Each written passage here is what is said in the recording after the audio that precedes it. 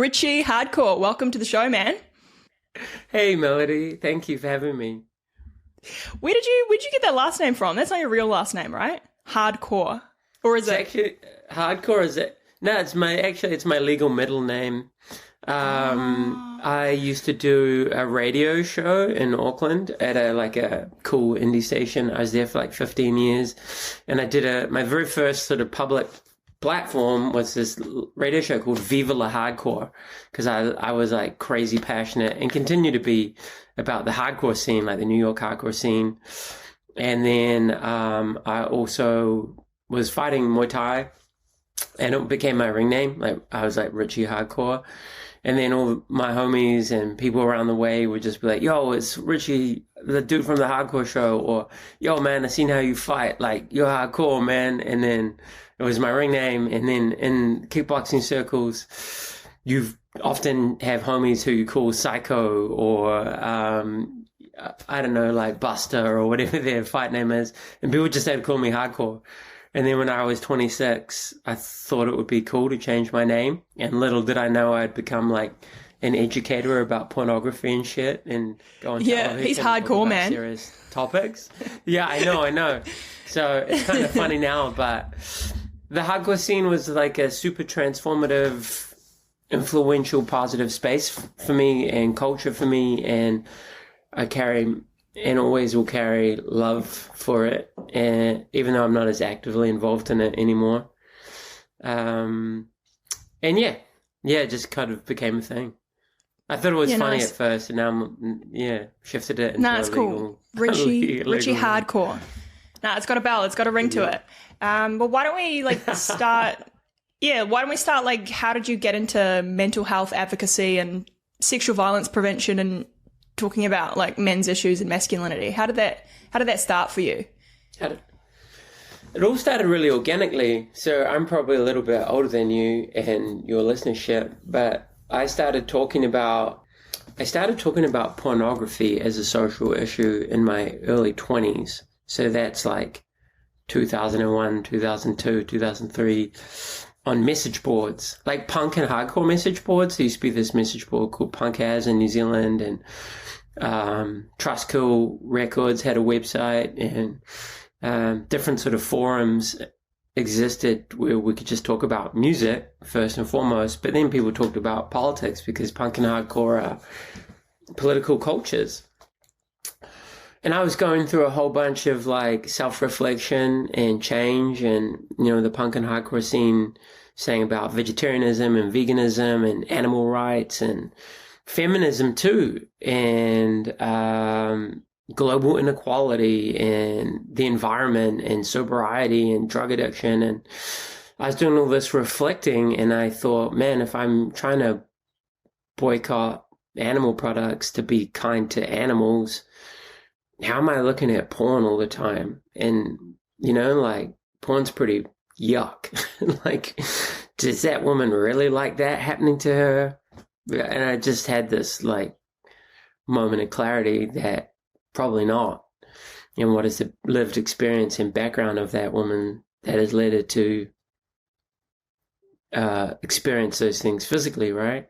And sure, all women have agency, and some women do freely, independently, and free of a background of trauma, decide that sex work is for them. But again, if you read the data and the research and the lived experience of lots of women who come out of the sex industry, they do have lived experiences of sexual abuse and trauma and violence, and within a broader culture which commodifies women's bodies. And I just felt that I was being a fucking hypocrite. So I went through this process of slowly stopping looking at porn and then talking about what I was reading. There was this website called One Angry Girl that I found, and it was in the early 2000s. And I just started reading a lot of like radical feminist literature and talking about that and developing, evolving political consciousness. And I grew up with domestic violence too. So, you know, my father struggled with depression and alcoholism, and my childhood was violent. My childhood wasn't the worst of the worst. It wasn't Once with Warriors. You know, my father never beat me up. He tried a couple of times, but I beat him up because I was bigger, stronger, knew how to fight. But he, you know, a couple of times he was violent towards my mother physically, and my whole life, my father was emotionally abusive to myself and my mother. And so I had a sensitivity to these issues on a personal level. So I just talk about all these things with emerging levels of understanding and education until in my early 30s, the government got in touch. Ministry of Social Development asked me if I'd be the face of this poster campaign they're doing about bystander intervention, encouraging boys and men to stand up if they saw a woman who might be victims of sexual predation, because we know bystander intervention is a powerful tool for stopping sexual violence. And I was still fighting Muay Thai, and, you know, like, I look stereotypically masculine, and I have tattoos, and I was more muscular and lean back then and looked meaner, and I was like, oh, for real? Yeah, cool. Yeah, I'll do that. And, I started what's been nearly a 10-year relationship with the Ministry of Social Development here in Aotearoa, New Zealand, and organization called White Ribbon New Zealand. I was nominated to be a ambassador. White Ribbon is one of the first men's organizations to challenge men's violence. They originated in Canada after the Montreal Massacre, where a man called Marc Le Pen stormed into a polytechnic and separated the women from the men and murdered every woman in the room in a self-declared attack on feminism. And men in Canada came up with the notion that men's violence is a men's issue and men need to take ownership of it. Because if you look at, and it continues to this day, if you look at anti-violence work, it's often led by women because obviously they experience violence in a gendered way. So they lead the pushback against it. But having done this work and been involved in this advocacy for a long time now, we actually need men to step up and do more of the work. And we need actually relatable men and men who use language which is engaging to other men. You know, I've kind of watched the landscape shift over the last 5 years, 6 years in particular, and a lot of well-meaning online activism around violence prevention and gender equity outcomes just totally misses the mark when it comes to building allyship. Like, it actually pushes boys and men into the arms of people like Andrew Tate, you know? Yeah. Tell me about that though. Like, I can see the appeal. Like, I've watched a lot of his content, cool. And yeah. But it's like, yeah, like, fuck your feelings. Like, get up, go to the gym. Like, all that stuff is amazing. Yeah. And then some of the other stuff about him boasting about, yeah, like, I just make women fall in love with me so then I can use them. Like, it's... Exactly. Yeah, it's like, man, I've cut all that shit out. But yeah, like, what do you think the appeal is for him, for young men, and like, how do you redirect their attention to, because it's... Yeah, I actually I wish I could pick up a book right now. I just finished reading a brilliant book by a UK author called Caitlin Moran, and it's called What About Men? And she explains it perfectly.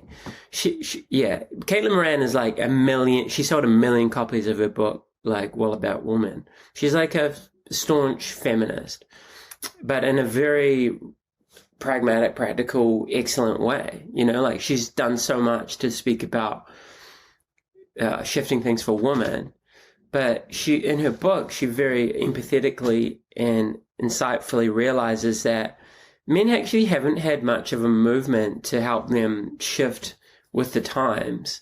And if you look at the data, men are far more likely to commit suicide, be murdered, have a mental health issue, have an addiction issue, end up in prison, end up dying in a car accident, be the perpetrator of violence against a partner or a child, or also perpetrate homicide And not because our maleness makes us inherent fucking assholes, but because patriarchy is fucking bad for men too. Like, there are so many pressures on boys and men by other boys and men. Be tough, harden up, don't be soft, like, don't be a pussy, like, what are you crying for, you little bitch? Like, boys grow up with that shit from, like, day dot. Like, from day dot, other boys and men are telling other boys and men, you have to live like this, right? And if not, you're not part of the cool kids club. You're not a real man. You're not a quote-unquote top G. So boys and men are striving from a really young age to fit in a culturally created artificial model of how to be a man, but that model isn't a healthy model. And when you have to repress your feelings to fit in that model, when you have to hold back your tears to fit in that model, when you can't express yourself honestly and authentically, when you can't wear the clothes you like, right? Because you'll get teased and bullied and harassed, you're cutting off pieces of yourself to fit in the box. And with no healthy expression in a culture which valorizes men's violence and teaches us violence as a problem-solving tool, and at the same time teaches us a real man is power over women and it's not power shared with women, violence becomes an outcome of all of that. And Caitlin speaks to that. She speaks to the very real struggles of boys and men, and also says we can do this better, but we all need to be part of it. And if we just say hashtag men are trash, hashtag yes all men, cis white hetero privilege, yeah, blah, blah, yeah, blah, all blah, that blah, garbage, blah. yeah. It sort of pushes men away, right? Like, exactly, Melody, exactly. It pushes them into Andrew Tate. Yeah, but it's unfortunate because, feminism's purpose was, maybe I'm talking about the overreach. Like, I'm sure we can agree feminism was overall a good thing, but that overreach where it's like, yeah, straight white cis men, masculinities, bad, like, yeah, being a man, I can kind of see how they receive some of those messages. It's like, you're inherently bad. So it's like, oh, well, why are we going to get on the feminist bandwagon then? Let's just go to, Andrew Tate. It's... Yeah, I don't know, man. Fresh air, because you're no, you do know. You're 100% right. Because my day-to-day work is speaking with boys. I've talked to tens of thousands of boys over the last 6 years in schools, heavy metal concerts, men at workplaces, sports teams, prisons. And you're right. Men feel attacked and got at on account of their maleness. Because most people, irrespective of their sex, don't have advanced degrees in gender studies. And so when you're talking about masculinity, and masculinities, because there are many ways that we can show up as men culturally, but we're only talking about toxic masculinity, an unhealthy notion of cultural expectations, which is bad for boys and men and women and girls, then dudes feel fucking attacked and got at all the time, right? And so it's not an appealing conversation. You're right, feminism's awesome. I speak at schools and kids are like, no, feminism's cancer. Like, that's a thing that they say. And I'm like, but they're talking about the overcorrection. Yeah, they're talking about that overcorrection. They're not talking about their mum can have a job, their mum can vote and own property, like the fact that we have rape crisis centers and domestic violence centers, and like we have done a lot to make things better for women. We still have a long way to go, but it's not the 50s anymore. Boys don't lose sight of that because they have shrill voices on the internet semi-regularly telling them that they're a piece of shit. Yeah. And it's just not a way to get people on board with the conversation. It's just like such a small percentage of people that are doing that though, right? And they just ruin it for the rest of us. I feel like that way about the LGBTs as well. Like there's like two people being like fucking blah in your face about it, and the rest of us just want to get on with our lives, but it just really creates this huge backlash against us normal ones that just want to sort of get on with it. Are you gay? Are you gay? Yeah, I'm gay. Yeah, I can say that because I'm gay. Yeah, because I'm like, what the fuck is happening right now? She's gonna get cancelled so hard. Oh man, cancelled. Oh my god, I'm sitting here terrifying. Okay, I'm very good. So, you're a lesbian? No. Yeah, I'm a lesbian. Yeah, that's how it was. Yeah, I feel the same way about I'm a woman, I'm a lesbian, but I feel like those two, I mean, I can't say anything about race, right? But like all of the movements, they've all got these huge sort of overcorrection, and they end up just really attacking people, and it just pushes you away. Yes. Yo, for real, Melody, you're 100% right. Like, you're 100% right, because I've been involved in left-wing, progressive political spaces since I was a teenager, and I'm 43 now, right? So the fact that I'm 43 obviously means that anything I have to say isn't worthwhile for most people, right? Because I'm middle-aged now. And then also, of course, I'm straight and I'm a man. And then also, I'm actually of mixed heritage. Like, my mother's family comes from Lebanon. Like, they spoke Arabic. They lost their language. They actually were like refugees from like sectarian violence. But I'm white passing, so I'm a fucking straight white man, and that invalidates Scum all of the my earth. opinions. I know, and it's sad for me because it wasn't that long ago where identity politics wasn't at the forefront of our discussions. And yeah, you know what, straight white men did speak over people and were given positions of perhaps power and influence that they didn't deserve, but some straight white men. The overreach, exactly. But the overreach that you're talking about is actually pushing away potential allies or existing allies, and we need allies. Like, I can talk to boys and men because I'm a fucking man. I can talk to boys and men about violence and healthy masculinity and like ideas that are actually underpinned by feminist concepts, because I'm covered in tattoos. I spent my youth fighting people as a Muay Thai fighter.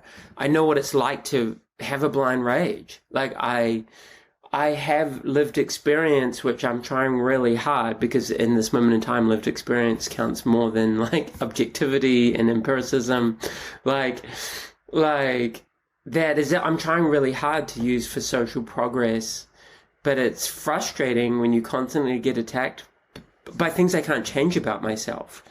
Like, it's not my fault I'm fucking the color of my skin or my sex or who I want to have sex with or I'm sexually attracted to. I think it's abhorrent to attack anyone on any of those things, irrespective of your positionality. And yet it has become culturally acceptable, at least in polite society, to do that if you are a historically marginalized, from a historically marginalized position. I understand that.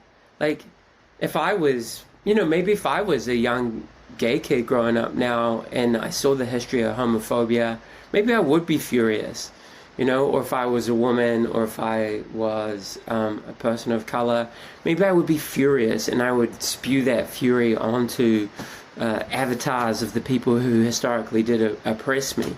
I do understand that impetus because I was been angry a lot of my life, but I raged at, I guess, like the system and the broader environment rather than individual groups within that environment. I think we've lost a class-based analysis, and, we often have far more in common, irrespective of our sexuality or our skin color or our gender identity, than we have in difference. And the things that keep us all fucking struggling are economic things. And it really upsets me that we seem to have forgotten that there's strength in solidarity. Like, there's this real drive to like further fracture society and culture into like this really atomized notion, which I think actually continues, if I'm trying to think in a macroeconomic or macro political sense, it continues like a hyper neoliberal project. Like in the 80s and 90s, 70s, 80s and 90s, we went through like Reaganomics, Rogernomics, like very neoliberal reforms happened. We sort of broke down union movements, we had individual contracts, like there was a redistribution of wealth upwards. You know, we've had a massive growth in economic inequality and all the negatives that have fallen out of that. You know, I think in any metropole around the world, we now have like mentally ill people being violent in the street, and substance abuse and addiction and isolation, and like we live worlds apart within a city block, and it's heartbreaking, right? And I don't see how this focus on this hyper individualistic focus on our individual differences, which I would argue are often superficial, are improving any of those things. And if we could overcome them, the differences, and come together, we would make progress for everyone, you know? Yes. People of color, colonized peoples, women and girls, LGBTI people do suffer more in our culture for a whole range of reasons, and class is only one of them. They have issues that I don't have, potentially because of.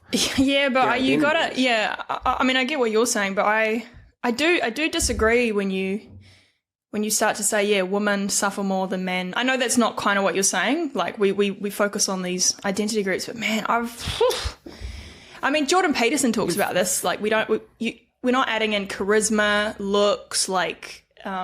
You know, internal abilities, ambition. Like I'm ahead of most dudes, to be honest, man. Like, yeah, it's not perfect being a gay girl, like, but like, whew, yeah, I'm pretty well can you speak thought to that? out. I'm really interested.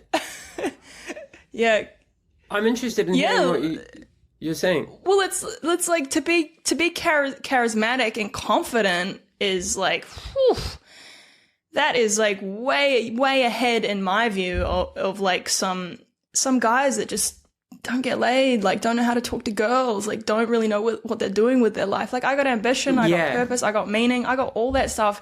And it's like, oh, what am I going to do? Just say that, oh, I'm a queer artist and put that on an arts grant and expect to get money because I'm like queer woman. I'm like, fuck, I don't need that shit. No, I think men need to hear this. Like it's, yeah. But how do you start to... Well, this is...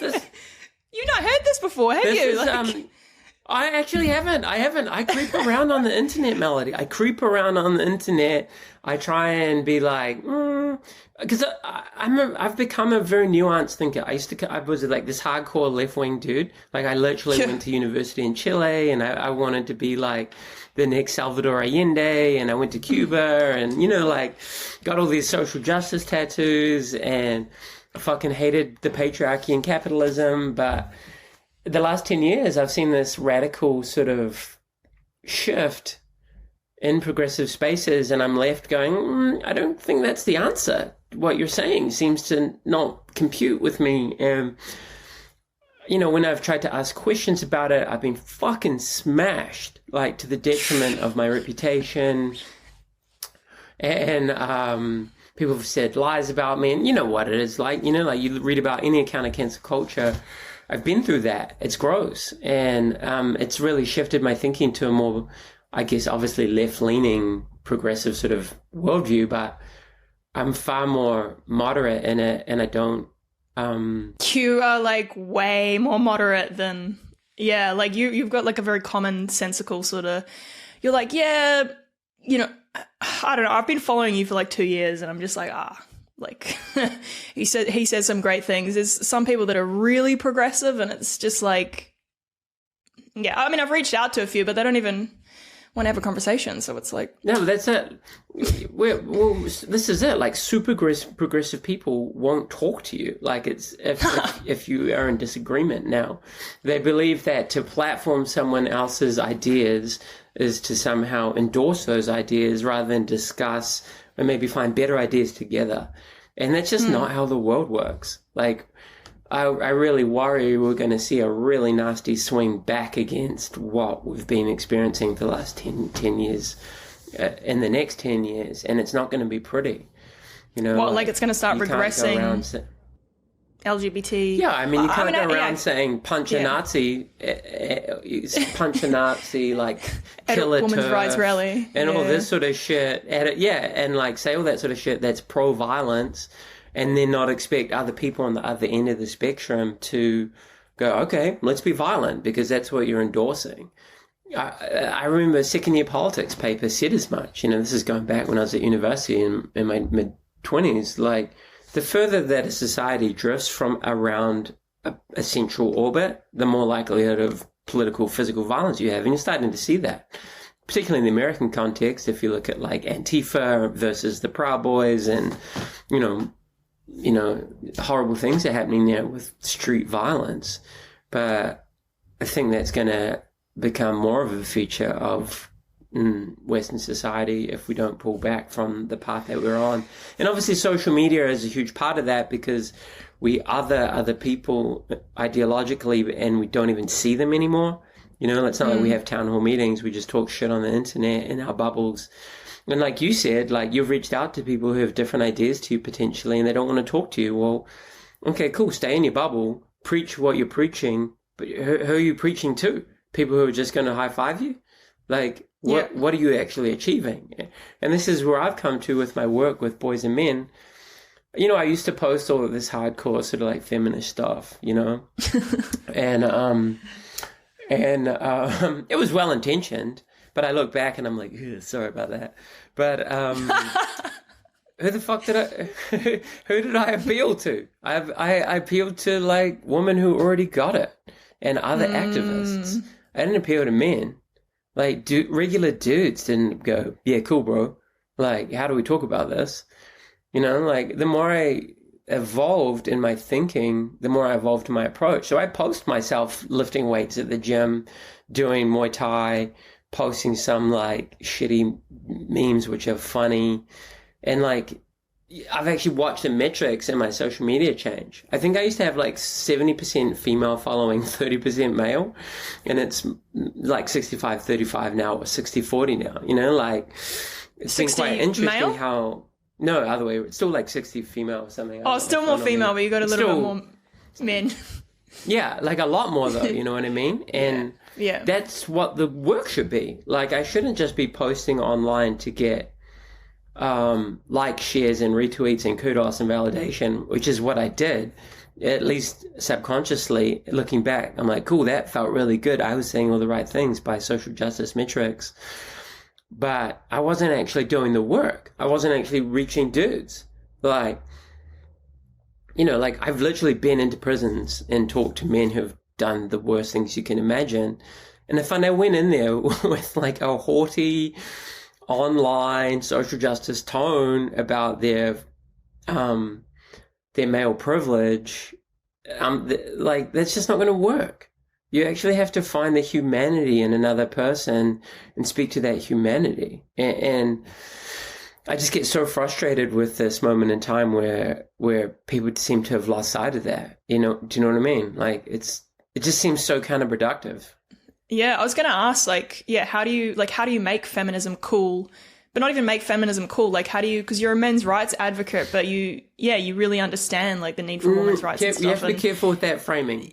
Yeah, no, I know. I just call myself, I was like, I suppose it must inform your advocacy. Like, how are you using these both?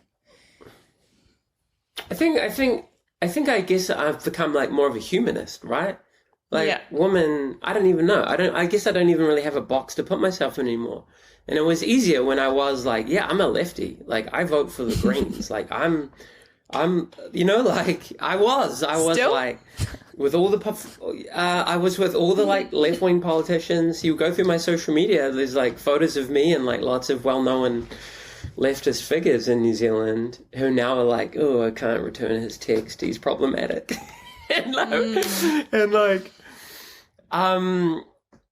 But it does leave you like kind of, I live in like this kind of cubist multi-angular reality where I could see lots of different sides of any given problem and lots of different potential solutions, which is kind of hard, I guess, but it's also more honest. So I try, you know, you read my shit on the internet, like I try and couch things with, this is but one approach. You know, you asked me, how do you make feminism cool? Man, I don't even use words feminism. Firstly, because fucking women hate it when you use the word feminism. Like women hate it. Women hate men.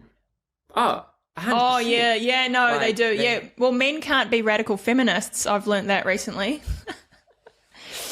Well, men can't be feminists. Men shouldn't be centering themselves in the conversation. Male privilege is why you get more attention for saying the things that we've always been saying. Yeah. You know, like, why are you silent? Why are you speaking over women? Why are you speaking over women? Blah, blah, blah, blah, blah. And you're like, okay, well, sorry. Like, dudes do listen to me.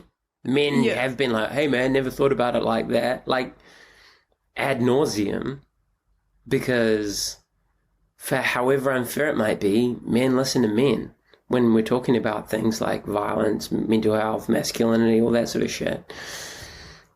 I am trying to use my privilege to like amplify marginalized voices. Oh, you use your privilege and it's like, well, not like that, motherfucker. You've got to like fucking tick all these boxes of screw jargon that and language. It is, you can't just talk like a regular person anymore. You actually have to use all this language and tone to show that you're part of the right fucking politics. But to me, that's not the politics in my line of work that reaches most people.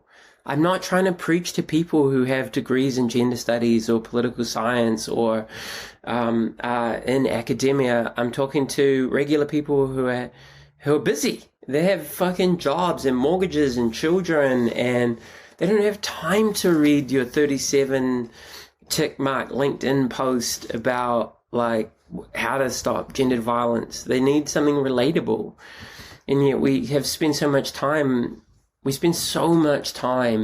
trying to be perfect, and it's just performative and stupid, and it doesn't reach people. You go out and say, yeah, fuck, I felt like killing myself when I got divorced. I was really scared of my dad all the time, but I love my dad because he was doing the best he could. He was fucked up too. I got my own sons. I'm doing it different now. I don't get it right all the time. Kids, people, regular human beings who don't look through an insane lens of ideology, they get it and they want to have that conversation. Like, I can go to a job site, and men like me, I'm not the only person doing what I do. I'm not trying to say that at all. You know, like, there are a lot of brothers and sisters who speak in a relatable way, who share their lived experience. But I've been to job sites, like a construction site, right? Like, you think wolf whistling, you think harassment, you think like gender inequitable outcomes, all that shit. And you talk about some shit like this, but you're honest, and you'll get a queue of dudes who are like, yo, I punched holes in the walls. This is a story a man told me. I've never hit my missus, I've never hit my kids, but they're all scared of me. Where do I get help? And if you can be honest and authentic and not go in with something that shames people and others people and makes them feel like shit for something they already feel shit about, that's how you make a difference. And then the fucking hard thing is that there's fuck all places for men like that to get help that are easy to find. They're very opaque. You know, like, it's really difficult for dudes to find like a men's group that isn't a men's rights group, like advocating for like poor me, but like is actually teaching them new ways to heal, to undo what they grew up with, to do it better for their kids, right? You know what I mean? Like, that shit's hard. Yeah, it's hard. Like, you know, I first went to therapy when I was 24. You know, I was having a rough go of it. And my mum said, what's the matter? And I always remember just telling her, I just hurt all the time, Mum. And, she had some money to pay for me to go to therapy. Not everyone's that lucky, you know what I mean? And then I've been back to therapy since I was 36. You know, I had really bad mental health up and down through my 30s, you know. I got divorced, you know, like a lot of my childhood shit hadn't been figured out that I was unaware of. You know, like I had some great romantic relationships. I had a couple unhealthy ones where the people I was with, their issues hurt me a lot, and like just brought like my attraction to them was in part playing out my childhood, right? Like as a rescuer, you know, and you fall into these subconscious roles if you haven't done the work on yourself, and it's hard rescuing people. And so all that shit fucked with me, and going back to therapy in my late 30s has allowed me to be a healthy person and deal with, you know, my life's stressful, man. I got a baby and interest rates, and, you know, I'm trying to run a business. My wonderful girlfriend, my fiance, she's trying to run a business. We argue, and like, who's doing the housework? Who's looking after the kids? Who's fucking going to work? You know, like, we argue about who gets to go to work, you know? But like, therapy and shit has allowed me to deal with all of that stuff as best as anyone can, I like to think. Not everyone has that, right? Like, that shit's hard to find. There is like an economic privilege there that I have that has allowed me to do that shit. Not everyone gets to do that, and that's what, you know what I mean? How do we help men heal? Like, it's not about like talking shit about them on the internet to your friends who already have the same ideas as you. I suppose I want to ask you, like, what are some of the strategies to promote like a healthy masculinity? What are some of the strategies you give men? I talk about, I guess, critical thinking. Like, I think about things sociologically, right? Like, because I guess that's my educational background. I guess I've always, on some level, thought about the bigger systems we're all swimming through and how they affect us. So I'm like, okay, cool. I'm not saying never look at porn. I'm not saying never listen to gangster rap. I'm not saying never watch MMA. I love MMA. I love watching people fight. But I am saying, what are we consuming when we consume these things? And what are we not consuming? What are we seeing when we watch three dudes fuck some girl and call her names and pull her hair and slap her and shit? Like, what is the dominant narrative there? You know, like, because that's what mainstream porn is. Like, it's not abnormal for that to be on the front page of the world's busiest websites. Fact. You know, like, we've normalized incest. You know, stepmother punishes stepson late home from school, all this sort of shit. Like, that's normal now. We live in like a culture that has normalized that. So we need to talk to all people, men. I talk to men and boys, and, you know, co-ed audiences too. But I'm like, just because this is what we're consuming doesn't mean that's what we need to recreate. We need to recognize narratives of dominance and violence and aggression, no consent, no mutuality of pleasure, no respect, a dehumanization. You can talk about all of these sorts of things, and people will start reflecting on it.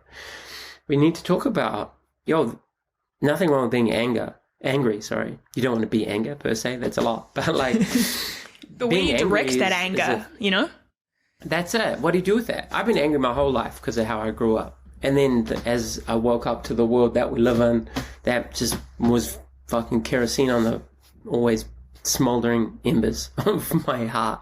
Ugh. But if I found martial arts when I was young, and then I found the hardcore music scene, and then I found mentors, and then I found therapy, you know, and all that shit kept me out of prison. Because I know I could easily have done dumb shit that put me in prison, or killed someone, or killed myself, because a lot of like depression and suicide comes out of anger directed at ourselves, you know what I mean? Rage directed at ourselves, that we don't ever want to put it. So I teach young men, like young people, you need to find, it doesn't have to be what I did, but you need to find pathways to deal with your feelings, not just anger, but sadness and grief and confusion that are constructive, not destructive. We've culturally normalized and profited from alcohol, drugs, social media, pornography, junk food, hypermaterialism, right? Those are sort of the go-to ways of escaping our feelings. We we've built a world, as Johann Hari says, where people can't bear to be present with themselves anymore. And when you can't bear to be present with yourself, you act unconsciously, and acting unconsciously for some people means being violent, or it means being abusive, or it means being controlling. We actually need to help people come back to themselves and notice their feelings and address those feelings by choice rather than by impulse.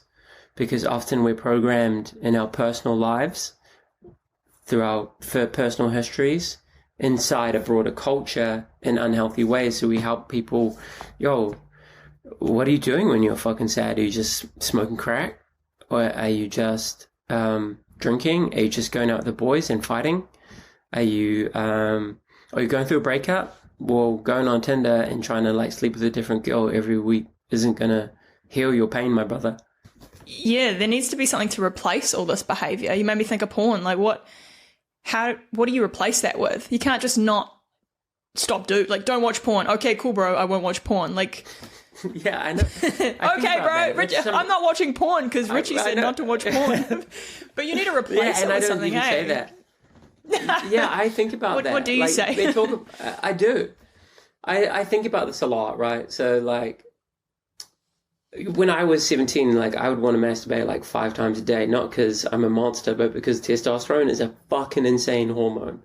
In my early 20s, like, there have been periods in my life where I've been, as a young person, quite promiscuous, and I think part of that is because sex was a coping mechanism for me, if I'm looking at it from like a mental health and societal viewpoint, but also because fucking like you're biologically designed to have heaps of sex when you're young. Like, I used to talk about it solely from a sociological viewpoint, but I've been reading a lot more. Richard Reeves' book of Boys and Men, Carol Hooven's excellent book, Testosterone, helped me go, yes. Oh my God.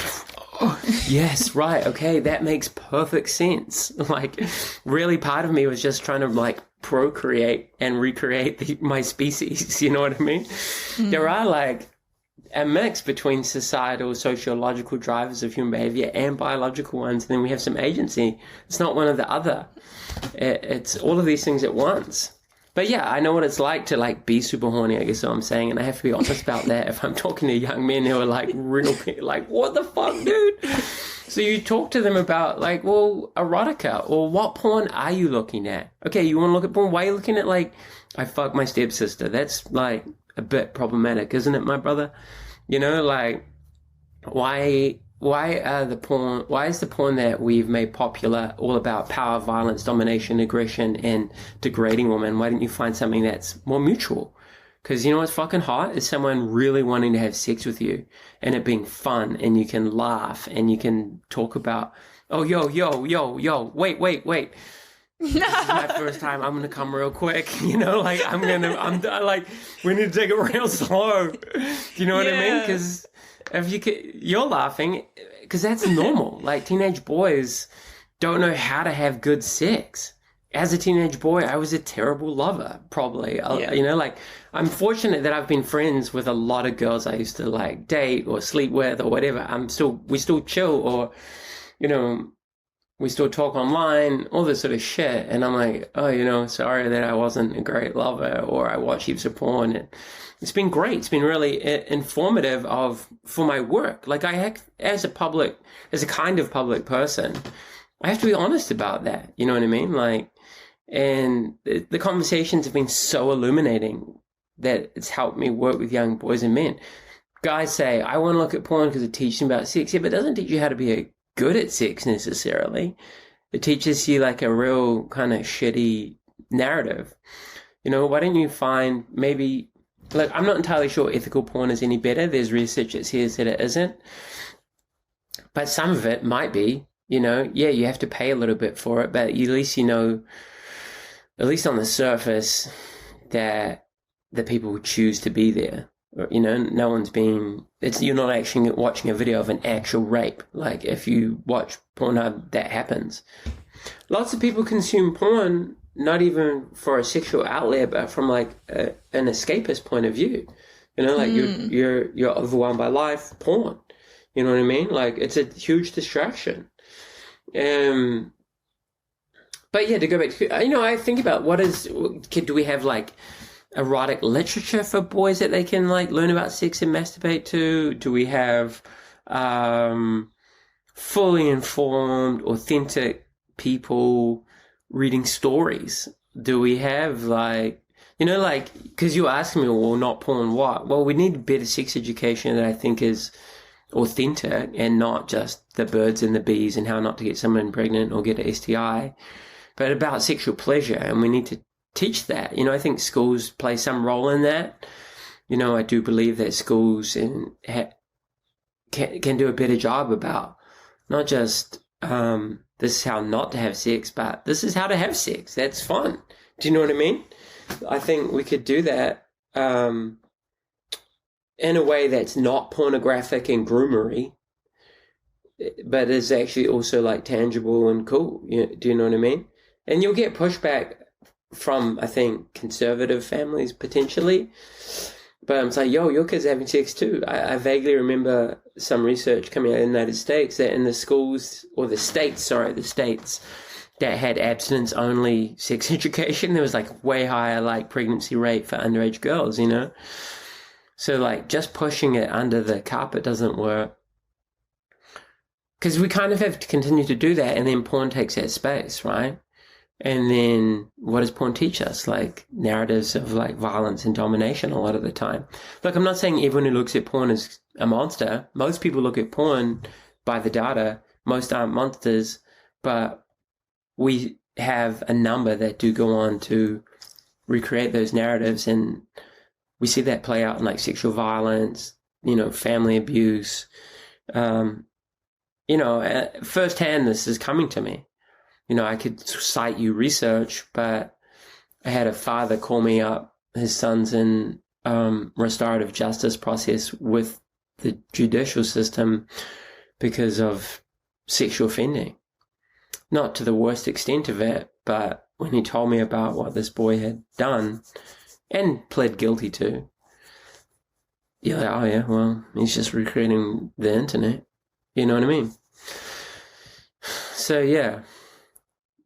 All these arguments all these academic, ideological discussions, I think, do show up in my life professionally in a very real way, which continue to keep me passionate about it and continue to inform my thinking.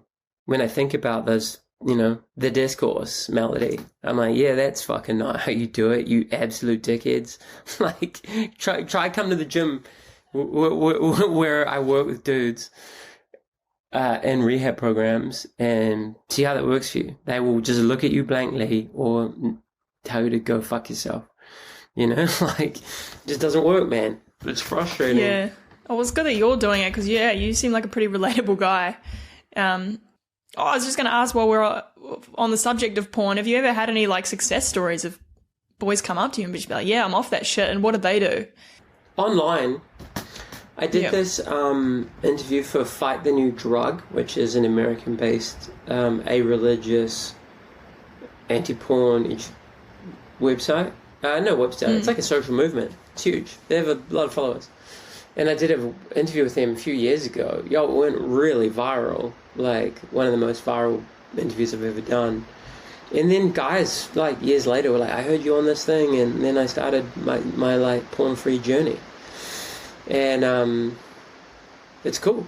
Yeah, I had you know, some boy that I spoke to 3 years ago, you know, you speak, you know, I can't tell you all the schools I've spoken at, or businesses or organizations, and you're just putting it out there, and then people go and ruminate on some of the things you might have talked about, and then you get nice messages on Instagram or Facebook or whatever. Once I was going through customs, I was going overseas, and a customs officer, this is a true story, Melody, he said, hey man, I was having some problems with my wife, and I messaged you on Facebook, and you messaged me back some advice. Shit's so much better now, man. I just want to say thanks. He's a customs officer. And I was like, fuck, that's cool, man. People come up to you and be like, yo, man, love what you do. And that to me is that the biggest reward. It's like, yeah, I'm doing it right. You know, I've been at music festivals in Australia, you know, and, you know, I've spoken at schools in Australia and had young lads at like a Monterey festival full of heavy music come like, yo, you spoke at my school, bro.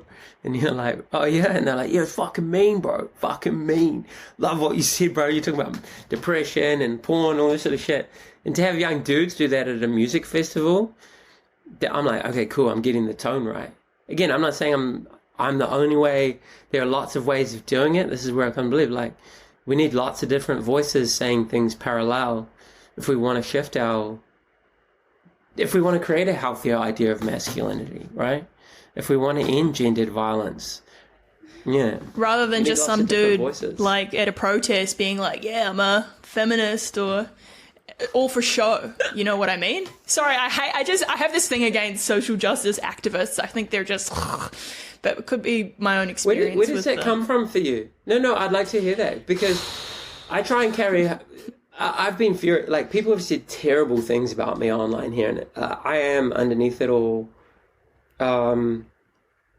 If I'm being objective, I guess I'm like a person with like a real lived history of trauma and violence and abuse and all this sort of shit. Like, heaps of my friends are fucking dead from suicide or lost to drug addiction or gone to prison. Like, if I did the metrics of it, my life has been atypically dysfunctional. And so when I have like these woke motherfuckers telling me about my privilege, I'm like, what the fuck are you talking about? And then all this sort of shit, like, it really, but it's also really hurt, because I'm like, we were on the same team not that long ago. Like, with cancel culture, I've really noticed, I've noticed that people rewrite their historical experiences of you to fit whatever the cool kid narrative is. I don't know if you've noticed that with online social justice spaces. It's like suddenly someone's problematic, and then, oh yeah, I better revisit my thinking. And it's like really sad. I'm like, wait a minute, we were homies. And I don't know if you follow voices like Clementine Morrigan or Jay. Yeah, I do, yeah. She's interesting because she's like radical, communist, socialist, whatever, but then she's like really reasonable. And I'm like, oh, she's an enigma. Yeah, that's it. Honestly, well, I don't, whatever someone's political ideology is, just as long as you're reasonable and you want to have a conversation, like, I'll talk to you. Yeah, that's where I've come to too. Yeah, I usute to be like, no, you're a beige fucking asshole if you vote for the like conservatives, but I was wrong. You know, like, people are people, and we have reasons for voting or believing what we believe. And if we think it's our duty and our role to evangelize, because there's a real religious tone to modern social justice culture, a real religiosity 100%. It's like very faith-based. And there's a real lack of like reason. And there are like, you know, academic arguments that like objectivity and reason are like colonial white constructs and, you know, predicated on like, you know, oppression. I'm not entirely sure that's true. But really those values have given us the free society that we have today? Like, yeah. I mean, yeah, we've got our problems, but well, what's the alternative? If we have 8 billion different truths, everyone's like, well, speaking as, or my truth, I'm like, okay, cool, what? We're going to have 8.5 billion different truths? Like, how do we come to any degree of consensus for our common problems if our different standpoints are meant to be given equal weight? Like, I like voices like Glenn Lowry or Coleman Hughes or John McWhorter, or, you know, Thomas Chatterton Williams, who I referenced before. Aisha Akambi is like an absolute queen to me. Yes. People like that have really broadened my thinking. Because when I first went through like my disenfranchisement with what has become of the left wing, I don't even know what to call it anymore. I feel like there's still like a classical left wing steeped in like an economic tradition around like social democracy, and then there's kind of like a woke left, which is more the interests of middle and upper class people based on like identity and shit. Yeah. But when I found those voices, I was like, oh my God, thanks. Where are you people in real life? Because you're like so far away from me. Do you know what I mean? Like, yeah, I don't know. I feel like I'm not answering your questions anymore. I'm just sort of like, no, I think you asked me a question and I was like, no, I think you asked like, where does that come from? That annoyance of social yeah, where does it come from activism? you? Like, yeah, so I grew up in a religious, conservative sort of house, Christian, you know, homosexuality is a sin, and just being sort of treated like garbage from the people that are supposed to be the kind ones, right? Like Jesus. And then just being like, oh, well, whatever. Got acceptance from the LGBT community, and then all of a sudden they became the religious ones. And I'm just like, I'm seeing the same thing within this community that I grew up with, and I'm just like, this doesn't work. I probably think I'm probably talking about like pronouns, this sort of anti-man feminism, this sort of this really overcorrected anti-racism, which is like, okay, well, we need to have less white people in the space. I experienced this in New Zealand, actually. Like, it was, you know, at the height of the Black Lives Matter, which is overall a good thing, but unfortunately in the arts, since it's so, everyone's so focused on overcorrection, that, it just came a really toxic place. So got out of there, and then, just started listening to some common sense, reasonable voices that were like, no, like, we're attacking people instead of banding together to attack a problem. But it's really hard because we sort of absorb ideas and make them part of our identity, and then, So that's where it came from for me. And finding people like you said, I listened to Barry Weiss, Jonathan Haidt, like all these sort of really modern, Coleman Hughes. He's the big G. And just like, fuck, everyone, you got it wrong. This is not doing anything. It's just pushing us further apart. And probably noticing some of... I just need to take my hoodie off. Okay. Go. Oh, there we go. There are the tats. It's crazy hot in here. Yeah, I wasn't just flexing. I was like, yo, what up? Yeah, I'm just like, see, I got tattoos. I got to show her. Continue. I'm cool now. No, it's just really hot in this room.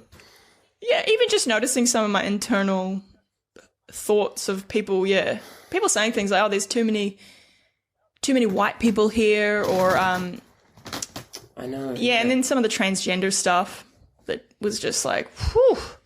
I mean, you know, if you feel like you're the other sex or the opposite gender and you want to change, cool, but if someone wants, you know, as a lesbian, if lesbians want single sex spaces, like, that's pretty reasonable. Doesn't mean we hate.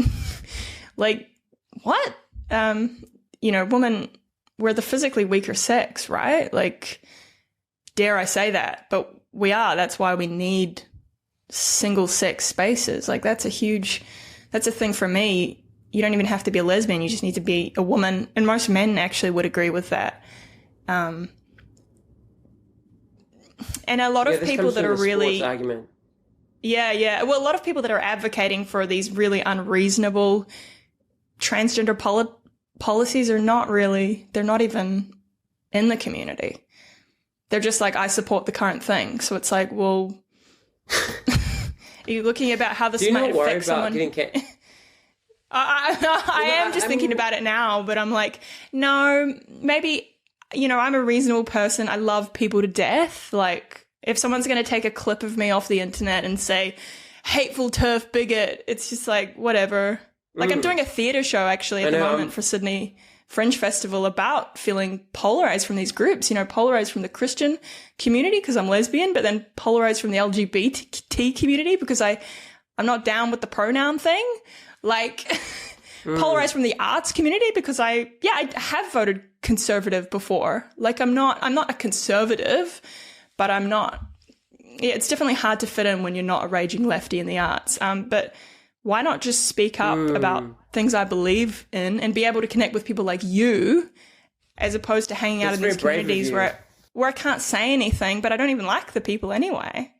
or like they're not even positively, not so much about not liking them, but they're not positively impacting the world. They're not changing anything. They're just advocating for things they think are going to make them look good. Like, that's shallow and hollow. I'd rather just say the truth. I agree with you. It's a lot about destroying individuals who might be accused of wrong think. They actually haven't done anything. They've never hurt anyone. They just don't think the right thing. And then we'll destroy that person and their reputation and make it hard for them to work. You know, and we see that in the United States where, like, professors have committed suicide after being cancelled. And I think this is where I feel at odds with a lot of progressive thought now, is like, okay, well, I got into, like, progressive spaces because I wanted to be kind to people. Like, I have a fucking tattoo that says "Be kind." Like, I saw this poverty. I talk about this. I went to Mexico and stuff when I was younger, and the poverty there was so profound. And, you know, I remember going to New York and seeing a dead homeless man in the street, and, like, you know, that sort of level of poverty is now in New Zealand. And I want to change all of that, you know, and that's because I care about other human beings. And yet now it seems like cool to bully someone and take their livelihood away from them and destroy their mental health to the point that they'll kill themselves. And like hyper online people in woke spaces, like, meh. I'm like, wait, what? What about, aren't we talking about mental health? And aren't we talking about being kind? Aren't we talking about making things better? You think, like, suicide is, like, a reasonable outcome because you don't agree with someone's politics? Yeah, it's bananas. I think those people are a minority, man. They're a loud minority, but I mean, the best thing but they're a powerful minority. Speaking up. The yeah, like, they are, because people don't speak up, right? That's why you asked me before. You're afraid of getting cancelled, but it's like, I don't care. Like, we need to keep talking about it to shift the culture and not to let those ideologies win, because they're terrible for society, right? Do you think those ideologies have won, or do you think we're still in a struggle? What, do you mean like the hard left cancel culture ideology? Yeah, I think like critical theory-based social justice, if you wanted to know. No, that's huge backlash. Unless I'm just in the heterodox. I don't know, I might be in an echo chamber, man, but people I talk to on the street, like even people who I think are really left-wing are like, nah, we hate cancel culture and stuff. And I'm like, oh, okay. Well, let's get offline and start to have a conversation. Yeah. I think offline I see that starting to happen. I think offline I've talked to old friends who might be still in progressive spaces. I actually bumped into a good dude who's a well-known journalist here, and he said, Twitter is at the end of the party. Like, Twitter is just all the drunk people, the most wasted people at the party who are just fucking obnoxious now, and it's not fun anymore. Like, if you're taking your ideas from Twitter, take it with a grain of salt. He seems to think that the power of the cancel culture mob is waning. I got kind of like cancelled in March of this year, semi-cancelled. It was a smaller cancellation, but a cancellation nonetheless, and it was difficult, but you got to learn to like take these things not too personally. But it was interesting. And, you know, it goes back to what we were talking about, Melody. How do you get men into feminism or think feminism is cool? I think you asked me. It's not like that, you know. Like, if you watch sort of What's Happened to Me, like with a close eye, it's never like reactionary right wing men's rights, like, you know. It's the feminists. People who, but only this is where I've come to learn, Melody. Feminism is like so multifaceted, and there's so many intricacies and nuances and intra-feminist disagreement that it's not feminism, it's just one particular branch of it that's hyper online, and that actually do us all a disservice, I'd argue. Like, that feminism is something that everyone should embrace. Chimamanda Ngozi wrote that book, right? Like, now she's cancelled. We're all feminists, or Yeah, well, that's it, right? Like, I'm like, if Chimanda That shit is fucking crazy, man. Did you read her essay? It is. Yeah. Did you read her essay? It is obscene. Oh yeah. Because I asked you, like, when was what made you push back against this ideology? And it made me think of an essay called "Excommunicate Me from the Church of Social Justice." Have you read that? Nah, but I will. I should check it out. It was one of the very first like aha moments that I had in 2016, 2017 after I first experienced not a cancellation, but a pile on from like the new church. It's a really good essay, and I really, really recommend it. And then there's Africa Brooke. I don't know if you follow Africa, but she wrote an essay similarly about why she's left the... I forget what the title of the essay is, but she wrote about it too. And I haven't written an essay or made a big statement. I really just try my best to do my work and let that speak for itself, you know? Yeah. But yeah, I just see people as people. And, you know, I work every day with men from different ethnic backgrounds who've committed violent crimes. And, like, I just know that the way people talk about things in online spaces isn't the way to make change. It just doesn't work. It doesn't bring anyone to it. It does nothing. Hey, man. Speaking of, I have to go train some kids from alternative education. Yeah. Excluded from the education system. Yeah. Melody, this I has was been a pleasure. say, we should do it again. I really like talking. I really like talking to you, dude. Yeah, I was thinking the same thing. I'm like, okay, in a couple of months, no, maybe 6. I don't know. I'm growing my channel slowly, but this is why I do my podcast, to have conversations like this. It's been really compelling. Where can people find you? Just at Richie Hardcore. I actually use Threads. I have a Twitter account and I have been using a little bit, but Twitter is a toxic fucking cesspit. That's actually really bad for my mental well-being. I like X, sorry, yeah.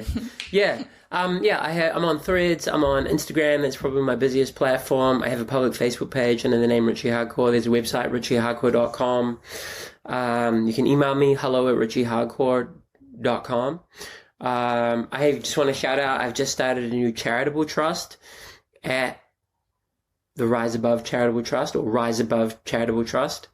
I'd love it if you come and followed it. We're still in its infancy, but if you come and supported my trust, that would help me help other people a lot. I'd be stoked on that, because really that's why I'm in it, man. Like, my life's pretty good.